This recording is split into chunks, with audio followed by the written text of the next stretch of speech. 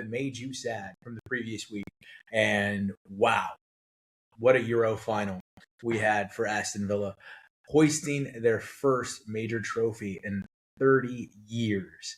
So we got to the silverware in Aston Villa. I mean, it took time, but Unai Emery promised to bring silverware to the club, and he added it to the cabinet. It was so nice to see Tyrone Mings get to hold up the trophy, McGinn hold up the trophy. All of these players that have been on this journey for so long, some since relegation and rising back up for promotion into the Premier League. And I mean, I got to have the pleasure of going to a bunch of games while they were in the Champions League, and that was fantastic. But to hoist a trophy, I mean, in Istanbul, it was phenomenal seeing the team played out of their mind, absolutely out of their mind. There was no way from start to finish that they were ever going to lose that game. They came to work, they put in work, and they left with the rewards. So what's next for Villa? Obviously, they're in Champions League football next year. They put it on Liverpool to guarantee a spot. But are we going to see, is this the final season of Emi Martinez in a Villa shirt? It's looking like it. It's looking like Emi's going to travel. Was this the final season for Ollie Watkins in a Villa shirt? We're going to see. I mean, Tammy Abraham absolutely has not lived up to what he was able to do when he was on loan with Villa. So we've got a long way to go to see what this team is going to look like next year. We've got a long transfer window. Right now, I don't want to take away from what we have. We need to live in this moment. We need to enjoy it. But at the same time, we need to have an eye towards the future. And that eye towards the future tells us, hey, this team's got some money now. This team is going to sell some players. And this team needs to do what it can to get the best team possible on that field under the fair play rules, which I don't like. If they have money, they should be able to spend money. This nonsense about how marketable the team is ridiculous. This team just won a Euro final, okay? This team is in the top 5 of the table in the Premier League. This team deserves to continue to get better. This team deserves to add talent. Now, will they? We'll see. Unai has proven, if nothing, but to be a great coach and to know exactly the team he's putting out there on the field, why he is putting that team out there on the field, and what they're going to be able to accomplish if they stick to the game plan. And that is winning trophies, making it to semis, putting up one of the greatest fights we saw in the Champions League that Villa participated in against PSG. And that's what this team is capable of as long as they stick to the game plan. With that being said, Unai is going to be a hot candidate. People are going to be looking at him to try to fill their coaching slots. And I'm really hoping Unai really comes out, says right away, hey, I'm a villain. This is where I'm going to be. This is where I'm happy. This is where I want to excel. I want to bring this team a championship from the Premier League, not just a trophy from the Euro League. I want to have this team be extremely competitive year in and year out in the Champions League. That's what I hope Unai comes out and says. As of right now, lots of players on this team are going to be targeted by major clubs. There's going to be a lot of big dollars thrown around. Yuri Tielemans, he is going to be a candidate that's popular. We're going to see what comes out of the World Cup. Every year after the World Cup, players get inflated salaries. Teams get inflated offers for purchase of their players. So we're going to see what happens. We got so much going on. As I announced last week, I will be at that World Cup. I will be reporting from the World Cup. I will let you know what's going on. I will let you know the players that are standing out and are looking like possible transfer season targets. But right now, enjoy this, live in it, love it. This is fantastic. What a great year to be a villain up to Villa. Aaron Rodgers came out last night and announced that he is coming back for his final season. He said, this is it. No more seasons after this. This is going to be the end of my career. His journey, wow, is really wild to me. because, you get Aaron Rodgers in a Jets uniform, which was just kind of crazy. You get Aaron Rodgers in a Steelers uniform, and you go from him being what we all looked at as probably one of the best quarterbacks we've ever seen to kind of a punchline, which is crazy. Uh, it's weird when we get so much access to these people and to their lives, what they really become. And with Aaron Rodgers, it's almost like a don't meet your hero situation. Like, this isn't something that any of us wanted. We didn't need to know this much about Aaron Rodgers. We didn't know this much about Joe Montana. We didn't know this much about Johnny Unitas. We didn't know this much about Dan Marino. We didn't know this much about John Elway. All right. We are living in an age where every single thing that exists in someone's life, especially a star athlete, is content. And that's kind of what Aaron Rodgers has been going through these last few years, especially with his appearances on the Pat McAfee show. When it comes to Aaron Rodgers, I still think, even with all the silly and the crazy that's gone on, he will go down as one of the best quarterbacks to ever lace up. But it's weird because you got to see him and say, okay, it's going to come with an asterisk. It's almost like he followed after sitting behind Brett Favre for a long time. He followed the lesson to the T. It's like he lived the exact same way, made the same mistakes, stepped into the same potholes, all the way through signing with the Jets directly after leaving the Packers. You look at Aaron Rodgers, and unfortunately, he's going to go out like Ali. That division is stacked. It is going to be insane. He's reuniting with his old head coach and Mike McCarthy, and it wasn't great for him in Green Bay. So what makes him think it's going to be great for him in Pittsburgh? Or maybe Pittsburgh was the only suitor. Maybe that was the only option he had. Regardless of why, here we are. Now, Pittsburgh, great defense. However, Cincinnati's going to be okay. Baltimore is going to be improved. We're going to see a lot of changes. They're going to impact his ability to have a swan song. You already saw Mike Tomlin's gone. It's not going to be the same Pittsburgh that makes the playoffs every single year that doesn't have a losing season. This is I think, a disastrous opportunity that's been taken by Aaron Rodgers to come back this year. I mean, last year, at least he made the playoffs. You could go out on that note. But instead of doing that, instead of going out on that note, what we have is a quarterback that, like I said, is going to go out like Ali. We're going to be watching this season, and I think more than anything, we're going to be sad at what we're seeing out of Aaron Rodgers, and we're going to want to remember his discount double check belt. Okay, we're going to want to remember that Aaron Rodgers, but the images that will be seared into our brains from now until forever, even when he's inducted in the Hall of Fame, will be the images from this year, no matter what highlight package they show. Aaron Rodgers showed last year he is a shell of what he was. He cannot push that ball downfield. He cannot withstand the rigors of a 18-week season. And here we are, this man trying to just have one more shot. Unfortunately, he's on a team with no shot. As it pertains to the NFL, the schedule release happened, and obviously it was a lot of fun. You got to love what the Raiders did. But we're not going to do wins and losses here. We don't do that on the Sad Fam. We kind of have an idea of who's good. I said this last week.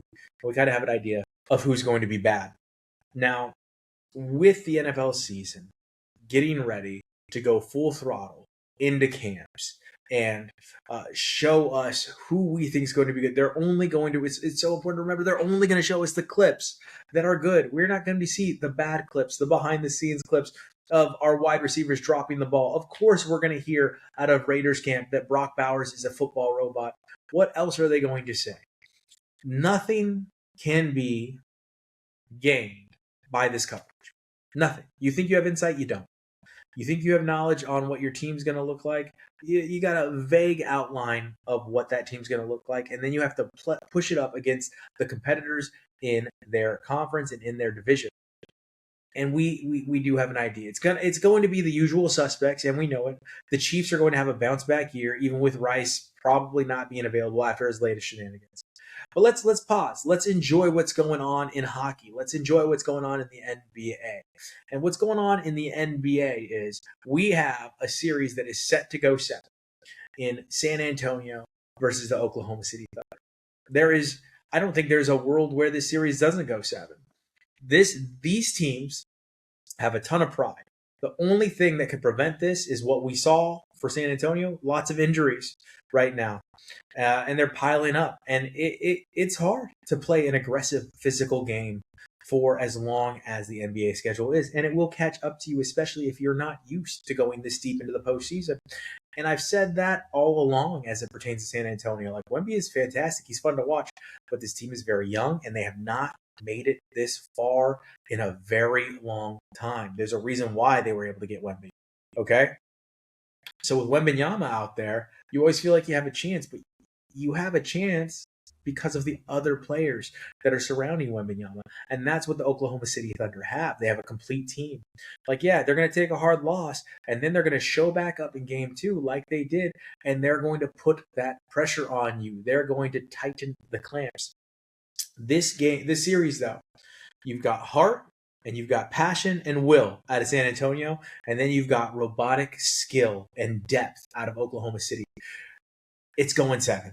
Oklahoma City is going to go to their second championship and probably win their second championship. But this series is going to be one that we look back on as the first of many battles between these two teams. These two teams are going to be going at it for the next 10 years. This is the rivalry for this decade. And I mean, I'm so excited to be a part of the ride. I think it'll be cool to see Chet step up. He has to level his game up because Wemby will. And if Wemby's going to keep leveling up, Chet, you have to keep leveling up. You cannot shrink in this spotlight. SGA, you are the MVP for the second year in a row. You are a 2-time MVP of the NBA. You don't get to take nights off. We need to see you night in and night out, put it on that squad, win or lose. It does not and cannot be Shai's fault, okay? With that being said, it's 7 games. Again. And this series is going to be one that everybody's like, did you see what happened last night? Did you see what happened that game? Did you see what happened that game? This is going to be something we're talking about throughout the playoffs as we look to see who's got next. Right now, I think it's the Thunder. I think it's going to be really hard to knock this Thunder team off for years to come. But the Spurs, again, are showing that they have something to say about that. I think it is interesting to see what the Timberwolves are able to do, but at the end of the day, that was still a 4-2 series. San Antonio is loaded for bear. Oklahoma City is loaded for bear for a century. They are so deep, and they have so many draft picks still to come. With that being said, we have New York against Cleveland on the other side of the bracket. And, I mean, James Harden cursed, right? Like, this guy is the most cursed superstar, maybe Hall of Famer, that we've ever seen as it pertains to the NBA playoffs. This guy just simply cannot show up when the moment calls for it. And the moment calls for it, okay? We just saw Madison Square Garden cheer Cleveland into a loss. We saw Jalen Brunson take over a game, put the New York Knicks on his back, and dominate. And not just dominate by going directly at James Harden over and over and over and over and over again. And when that happens, a coach has to step up, and we did not see anything from Atkinson. Chucky Atkinson let that happen. Was he sending a message to James that he's got to step up his game, that he's not going to be there to bail him out? If so, what kind of message is that when you're in the Eastern Conference Finals and you need to win, and you just let this player get run over and run over and run over and run over to the point where you lose the game? Where's the benefit there? Granted, if Merrill hits a shot, we don't say anything about what happened to James Harden. We say, wow, what a great game, what a great shot by Merrill. But it didn't go in. So here we are to say, hey, Cleveland, you can't let a game slip through your fingers like that. Hey, Chucky Atkinson, you can't let that happen on your watch. You cannot be the Atlanta Falcons playing the New England Patriots in the Super Bowl. This is on them. This is purely their loss. And fair or not, you have to live with that. Like, you're going to have to wear that going into game 2. And I promise you, Madison Square Garden is going to be riding a high when they go into that game. They're not going to be thinking about the first 3 quarters. They're going to be thinking about that fourth quarter and how they were able to do whatever they wanted to the Cleveland Cavaliers. And it showed, and the Cleveland Cavaliers wore it. They wore it, and they were worn down by a team that is used to grinding. Before Woodson, they had Tom Thibodeau, and Tom Thibodeau was a grinder. So they still have that in their DNA. They still have that capability to wear on and wear on and wear on their competitor. And they were able to do that to a win. Now, just because they win, that does not mean that they're going to have a shot at the championship. Because I just think what's going on in the East is simply jockeying for who's going to be able to finish in second place. That's what I think is going on. We don't have a real standout team that can compete with the likes of the Thunder, that can compete with the likes of even the Spurs in the East. It really is who's going to be able to take second place. But man, it's fun. It's fun to watch New York get excited. It's fun to watch that arena in particular go crazy, go off the hinges, because their team is doing something that they haven't seen in 30 years. It's fun. But is it sustainable? Not once you get to the big boys in the finals. It's not going to be something that they're able to keep rolling once you get to the teams that really look like they're primed to win the championship. The only way that I can see that happening at all is if the Knicks are able to eliminate the Cavaliers in 4, and they're able to be the benefactor of what will be a war of attrition in the West. Like I said, 7 games. We already have some injuries coming down the pipeline from the Spurs.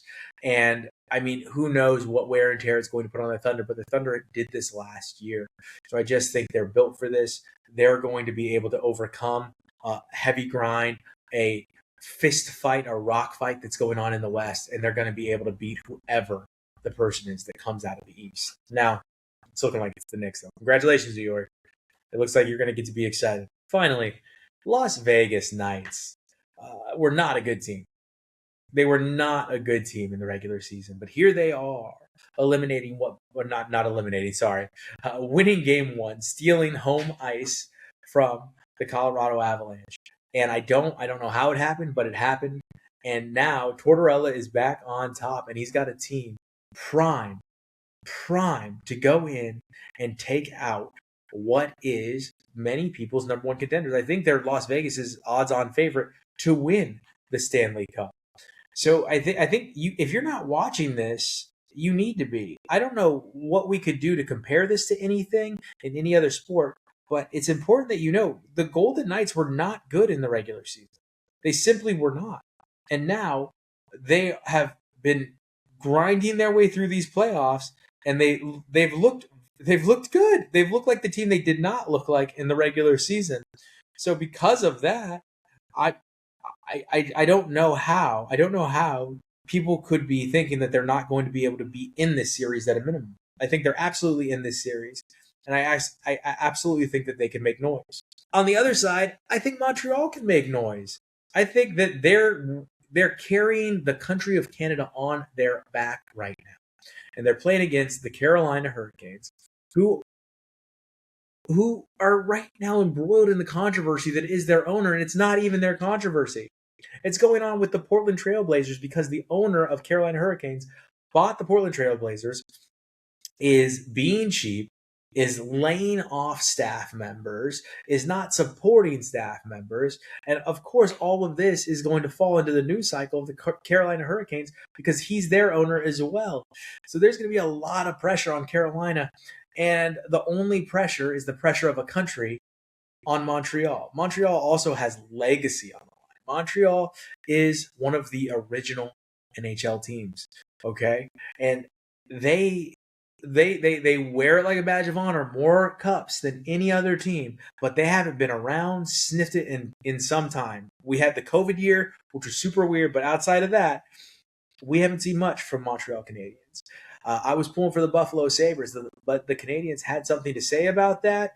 They did what they were supposed to do and eliminated the heart of every hockey fan, which was the Buffalo Sabres. We were all pulling for them, and Montreal said, not so fast, and went ahead and took that series.